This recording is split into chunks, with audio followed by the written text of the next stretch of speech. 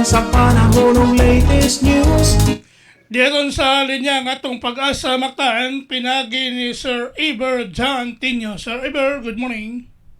Good morning, Sir Ariel. Good morning sa atong tanang tigpaminaw. Kinang pinaka-latest na weather update para karong adlaw. Usa ka frontal system o ang pagpanagbo sa init ug bugnaw na hangin paday nakapekto sa may tumong bahin sa Northern Luzon sama na lang dinhi sa may Batanes o Babuyan Island samtang ang Intertropical Convergence Zone o ITCZ o ang pagpanagbo sa hangin gikan sa Northern Hemisphere o Southern Hemisphere ang nakapekto dinhi sa may Southern Mindanao. Samtang ang nibiling bahin sa nasod dinhi sa tibok Visayas makasinati kita sa maayong tempo sa panahon. Usahay na mapanganuron ngadto sa mapanganurong kalangitan ug aduna la may mga lumalabay na mga patak-patak na paguan panugdog ug kila tungod gyapon kana sa localized thunderstorms. Ug para sa kahimtang sa tunghangin o kadagatan karong adlaw, adayon gyapon tang makasinati sa hinay ngadto sa kasarangan na paghuro sa hangin na nagagikan sa amihanan silangan ngadto sa amihanan di nang kadagatan na po'y hinay ngadto sa kasarangan ang mga pagbalod. Wala kitay nakataas na gale warning signal sa bisan asang bahin sa atong mga kadagatan sa tibok Visayas.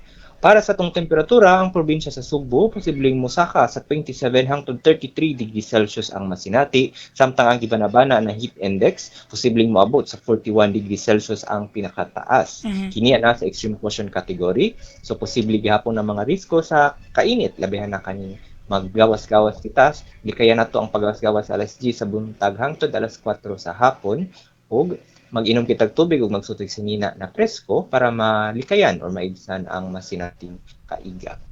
Ang atong dagat karong adlaw mo kaubon niyang alas 10:35 sa buntag ug muhunas pod unya ang alas 5:57 sa hapon. Samtang ang atong Philippine Standard Time nakita sa 5:45 AM ug atong haring adlaw ni Saka kaganihang alas 5:22 sa kabuntagon ug musaw pod unyang alas 5:59 sa hapon.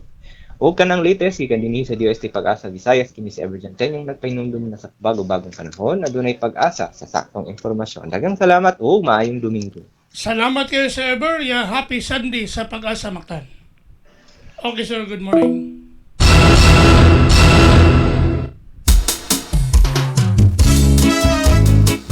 Inyo gadabate ang atong dagan sa kahimtang sa panahon Mga pamukaw.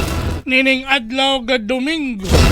Pizza DC City bulan sa Mayo tuig 2026. Pinagi ni Sir Iber John Tinio ang atong weather specialist gikan sa Pag-asa Mactan nga naghatod sa atong dagan sa kahimtang sa panahon kon weather update. Salamat kayo ni Sir Iber John Tinio og mayong buntag sa Pag-asa Mactan.